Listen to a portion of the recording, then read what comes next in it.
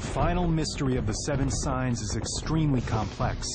The book of Revelation is full of dreamlike symbolic imagery and hidden clues.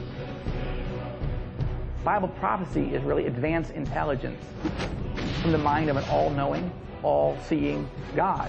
Just like intelligence at the CIA, where you have a little piece of information from one source and a little piece from another, and you have to put it together and connect the dots. Bible prophecy is this way also. Another factor adding to the complexity of the seven signs is that there are more than 7 disasters contained within the seven signs. We've got 3 sets of 7 judgments. 7 seems to be the perfect number. It's referred to the number that relates to God, as opposed to the Antichrist, whose number is 666. There is more than one interpretation of the prophecy, which is why others have abused it to mislead followers to their own deaths. Even some religious scholars are unsure about the exact interpretation of the seven signs. Whether these things are literal or somewhat symbolic, I think we'll just have to wait and see. We've had plagues, we've had famines previously in human history, so whether these are the exact things that God is bringing about in this age to prepare for this generation, having these judgments, that is just something that we can't speculate on. But one thing that is clear is the climactic judgment in the book of Revelation. The final sign, Armageddon. And I saw the beast, and the kings of the earth, and their armies gathered together to make war against him, and against his army. According to Revelation, the first horseman of the apocalypse reappears, the Antichrist. He has come to confront Jesus himself. It is the final battle between God and Satan. Good versus evil. This war is just horrific in its magnitude. All the nations of the earth will converge at that moment. Armageddon refers to a specific location. In the nation of Israel, there is a mountain called Har Megiddo, which means the mountain of Megiddo. And there have been 21 battles for control of that spot. Nations and empires have fought time and time again. The prophecy of Armageddon has left its mark on history. Some of those battles are fought by crusaders from the 11th through the 13th century. Many of these Christian warriors believe they are, in fact, fulfilling the violent prophecy of the seven signs. The Crusades were literally seen as a working out of the prophecies of Revelation, because they were armies under the cross of Christ, moving into the Holy Land, the site of the Battle of Armageddon, and doing battle with infidel armies who they saw as diabolical. To this day, the Armageddon prophecy continues to exert a powerful hold on people's imaginations. Some of the more knowledgeable believers in the prophecy think we could be on the verge of Armageddon today. We live in a brutal, chaotic world, so much so that with weapons of mass destruction available and rogue individuals and nations and terrorists and so on, people are afraid that maybe this could be the end. To believers, the looming threat of nuclear war has always been tied to the concept of Armageddon.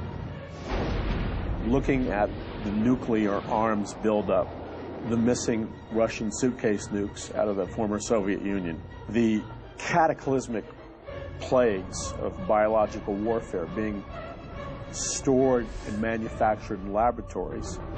I don't think there's ever been a time in the history of mankind where we have had the technology to literally decimate our world in a matter of weeks or months.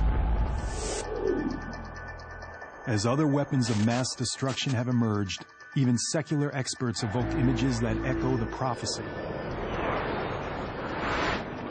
There could be nuclear exchange. At which point, to protect our own interests, do we get involved with that or not? And if so, at what capacity? Do we launch strike packages to neutralize nuclear threat? Or do we just say, you know, let's just have at it? If the final prophecy culminates in nuclear Armageddon, The end will be similar to those caused by a large asteroid impact or a huge supervolcano eruption. The devastation of war will be followed by a nuclear winter, a shroud-like cloud of radioactive debris that will envelop the globe in darkness. We would now lower our global climate temperature by at least 10 degrees.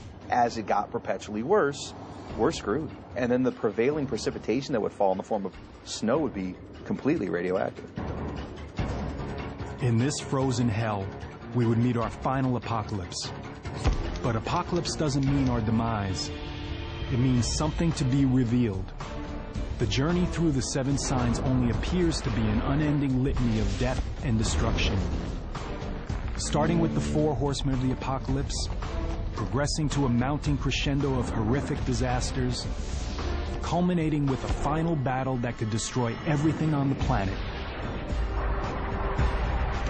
But to believers in the prophecy, the 7 signs are not a countdown to the end of time. The signs signal a new beginning, a startling and symbolic wake-up call. The purpose is to grab a rebellious mankind's attention in an effort to bring mankind back to himself. And this is where the mystery of the 7 signs is finally revealed. For amidst the devastation of the last sign, there is an unexpected end to Armageddon. And I saw an angel come down from the heaven, and he laid hold on Satan, and bound him, and cast him into the bottomless pit. Armageddon ends. Satan is defeated. Good triumphs over evil. And a period of peace and happiness begins on earth that will last 1,000 years. The bottom line is this: God's not some angry tyrant slinging down lightning bolts. God is love, and apocalypse is the unveiling of everlasting love. That's what it's all about. It's not about torture, and it's not about disease. It's about the love of God and bringing in a brand new world. Yes, the prophecy is meant to terrify a rebellious mankind. But it ends on a note of hope. That deep human need for hope is one of the main reasons why the 7 signs are still relevant today. The book of Revelation has never been read with more earnest true belief than it is today. There's a certain irony there because we live in an age of science, of very advanced knowledge about the here and now, and yet even with all that advanced knowledge, there are people who say all that really matters is your religious beliefs, and those will be the final test of whether you live forever in paradise or burn forever in the lake of fire. Are the 7 signs unfolding now? Despite all the evidence, it's still impossible to tell for sure. But there's one thing that can be said.